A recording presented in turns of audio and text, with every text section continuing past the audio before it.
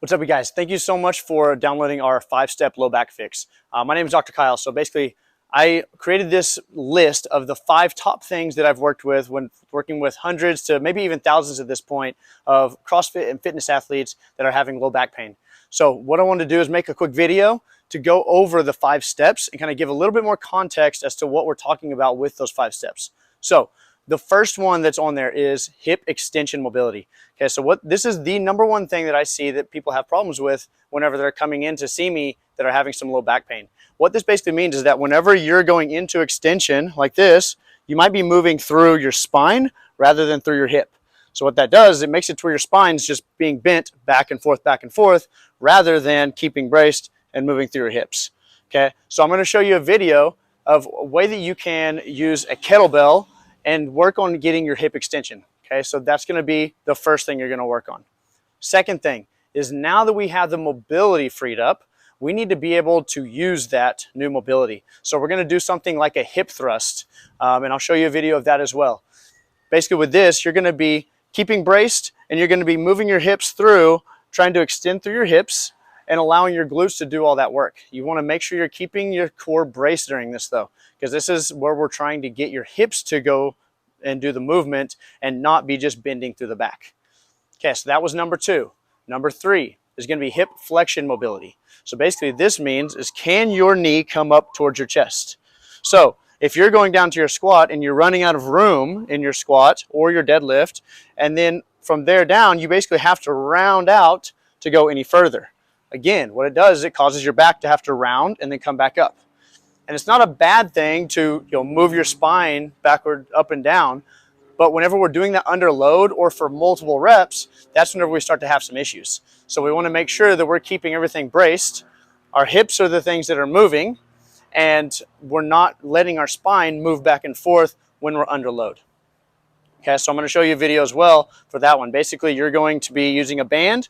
You're going to wrap it around your leg, and you're going to bring your knee up towards your chest. Okay, what that will do is that band will create a little bit of space within your hips, and it'll allow that space to open up a little more so you have more room within your hips whenever you're squatting.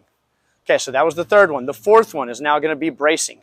Okay, so now that we've gotten through all the mobility things, we've gotten your hips to extend, we've gotten them to be stronger, we've gotten your hips to flex, now we need to be able to control your core. Okay, a lot of times this is the first thing people think of, and it is a big component of it, so that's why it's in here, but we got to do the mobility stuff first before we can start adding in the control stuff. So from here, we're going to brace. The best cue that I can say for this is going to be bringing your ribs down.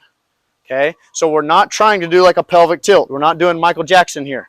We want to bring your ribs down, and then when your ribs are down, you keep that position while you're hinging or while you're running or while you're doing deadlifts or squats or any of the movements we love doing. Okay, so that's going to be our fourth one. Okay, and I'm going to show you a video where we're laying on the ground. You can use a band, pull the band underneath you, and brace down.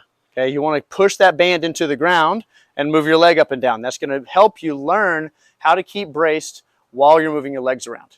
Okay, so that's our fourth. Our fifth one and our last one, this is the least common thing I find, is going to be thoracic spine rotation. Okay, so now the thoracic spine, that's the part that runs from right here below your neck to right here just above the low part of your back. Okay, if that part of your spine does not rotate, it will also not extend. And if it gets stiff, then that means that the rest of your back has to make up the motion. So I'm going to show you a video where you're using a kettlebell, and you can lay on your side and let that kettlebell push you down into the ground. Okay, so you want to bring your knees up as high as you can and let that kettlebell push you down.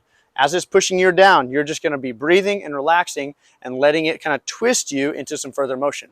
Okay, so that's our fifth one. That's our 5 things that are the most common problems I see with people that are having low back pain. I want you to try some of these out. Okay, give especially the first one a shot.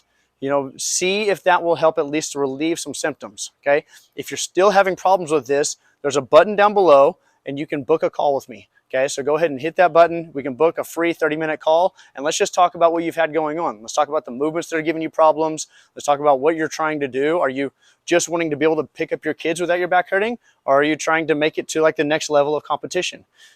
Both of those things are great things to work on, and people that I work with, but we got to have that conversation on knowing where we're going with things.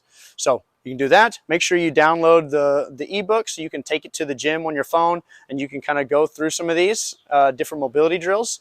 And then if you have any questions at all, you can always reply to this email and I'll get back with you as soon as I can. So thank you guys so much. Hope that you learned a little bit, and then be sure to let me know if you have any questions. Thanks.